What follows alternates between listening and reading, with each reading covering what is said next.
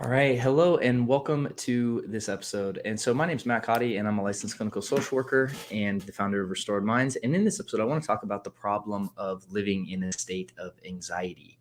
And so when we're talking about anxiety, what we're really talking about is a state of stress that's induced by usually a futuristic idea or past, right? And what's happening is our body's in a state of stress when we currently aren't experiencing anything that's actually dangerous or a threat to us in the present moment.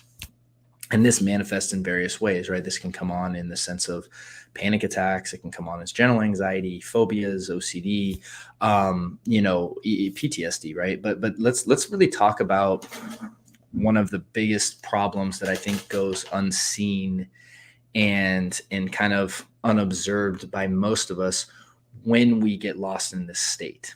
Okay, and so for those of you that are new to the show or anything like that, we also would really appreciate your support by liking and subscribing and sharing, just to help us out with getting our message out. So we'd really appreciate you could do that.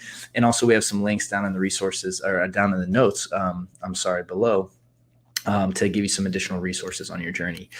So when you're in a state of anxiety, right, one of the things that happens is you have this huge surge of energy in your body and in your mind, right? And this can manifest various ways. A lot of people will feel it in their chests. A lot of people will feel it as, experience it as racing thoughts. And what happens is we detect the disturbance, right? And we make the assumption that because there's a disturbance going on, there must be that I need to resolve it, right? That I need to do something to resolve. That's the biggest lie we get caught in with anxiety. And so what we do is we then try to resolve whatever our mind is chattering about. So it might be, well, I don't know about my relationship, or I don't know about, this job. I think I need to leave my job, and I think I need to, go to graduate school, and I think I need to X, Y, so it's chattering, and it's trying to essentially resolve the disturbance that we're experiencing internally. And the problem is that when we're in a state of anxiety, the biggest problem is that we think we're being logical. Most of us, when we're in a state of anxiety, we think we're being logical and rational and doing things that are completely that make sense. And because it makes sense to us, because this is what our mind is chattering about. But normally we're doing things that we would never advise anyone else to do. And so this is in my opinion, one of the toughest parts of anxiety is that when you're in this emotional state, you are convinced that you're acting rationally and logically, and you're not. I'm not, you're not, no one is, right?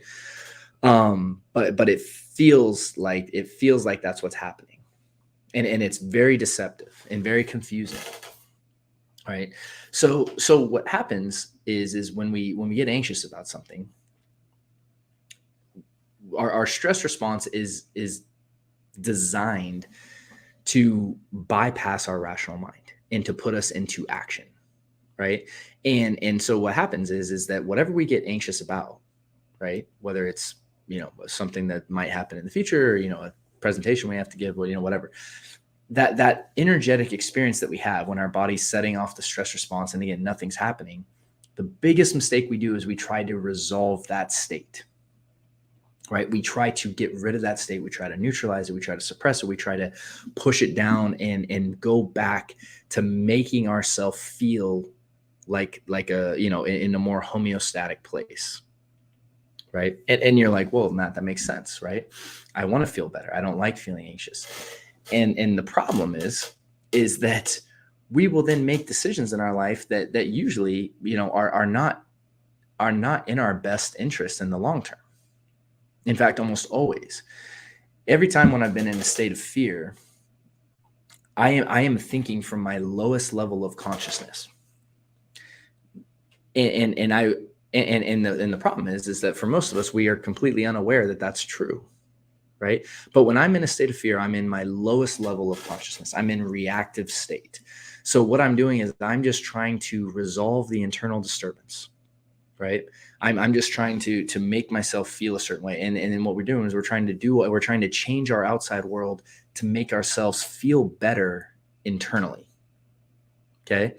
And the problem with that is that our mind can come up with endless things to change in our world. And we can be in this really chasing our tails loop that people get in, where they're always thinking that the more and more I change my outside the world, the better I'll be internally. And this is the trap that most people get in, right? It's like, okay, I don't like my job, and so what I need to do is I need to quit and I need to move to Siberia and meditate for a year, right? Okay, is that something that you really need to do? I don't know, right? I really don't. But the thing is that the more and more we try to change our world to resolve our internal discomfort and our internal distress, the harder life becomes, right? Because a lot of things in the world we can't change. And then we see the problem as outside of us, so we never look inside to try to resolve it. Okay. And this is what I mean about you think you're thinking logically, but you're not. The reality is the best thing you can do with anxiety is to really allow the energetic experience to surface, experience it fully, and not do anything to try to resolve it. And it will naturally dissipate on its own. This is the idea of exposure and response prevention for those of you that are learned about that, or have gone a little deeper when it with our stuff at Restored Minds or a part of our community. We talk about this consistently, right? And the idea is that your body's setting off this alarm system when nothing's really happening. But as soon as you go and try to change something outside of you in your life, what happens is you're validating that the outside world was really the problem. So then your mind comes up with another thing you need to change in your life. You know what? I don't really like my spouse too much, right? So yeah, I need to leave this relationship. That's the problem. And then you feel better. And then all of a sudden it's like, well, now I need to get in a new relationship. And now I need to get married. I need to have kids. I need to have this, right? And you're always chasing whatever the mind is saying the thing that will make you be okay inside. That's really the prison of anxiety right there, is that we are on this endless pursuit of our mind trying to tell us what we need to do in life to be okay inside, not realizing we are already okay at a default state. That is our natural resting place. Most of us can look around in our life if you're wrestling with anxiety and nothing's actually wrong. You have food to eat, you have shelter, you have your basic needs covered. And what's happening is that your mind is saying you're not okay, from this surge of anxiety. And then we react to it, right? We get into reactive consciousness and we make decisions that are just ill-advised and not aligned with our best long-term interests and outcomes. And that's the hardest part, though, is that when that energetic surge hits, it is so hard to realize that you are not thinking rationally at that time, because it feels like you are. Like the solution seems obvious sometimes. Well, of course I need to wash my hands another time. Of course I need to do this. And of course I need to do that, right? It seems obvious. But we need to realize that at the moment we're in a state of fear, we are not thinking rationally. We are not thinking from our highest self. We are not thinking with our intuition. We are thinking at our lowest level of consciousness. So important to understand that. And once we understand that, though, then we can start to take different steps, right? Because that's what most happens. We have this energetic energy, or, this energetic surge that we experience, and then we get reactive and try to resolve it. That's how most of us live, and that's why this cycle is so vicious, because your mind can come up with endless things to worry about, endless what if thoughts about the future. And instead of getting into, a reactive state of consciousness, what we can do is start to realize when we're anxious. And so for me, like, one of the things that happens is like, if ever I'm feeling a surge of anxiety, that's an indicator to just step back from everything, right? It's like, oh, my body's experiencing anxiety right now. And so whatever my mind is saying, I almost immediately assume it's BS. And it's not good advice, right? Because 98% of the time that's true. Now there's a difference between using your mind to solve actual things that are going on, right? If you have a work project that you're working on and actually, making a checklist and working through the problem. That's completely different. What I'm talking about is our mind coming up with problems that don't exist and then trying to solve those problems that don't ever exist. And we live in this state of constant fear because we're solving problems that aren't even real. Right? That's what we're talking about here. And then again, this comes in various ways. So the problem that I want to talk about in this episode is just the idea that when you're in that state of fear, you are going to think that you're thinking logically, but you really aren't. And once you can understand that, the moment you notice that energy in your body, the moment you notice anxiety, the moment you notice what you are experiencing, and if you notice your mind going really fast, if you notice these like energetic surges in your chest, and you notice your heart beating faster, and if you notice anxiety, you can almost always assume that your mind is not going to be thinking clearly. And so the best thing to do is to actually let the anxiety pass, put off all decision making, right, until your mind has calmed down and until your body has calmed down, and then revisit the problem from there. Because by getting into reactive consciousness, we're going to spin the wheel, right?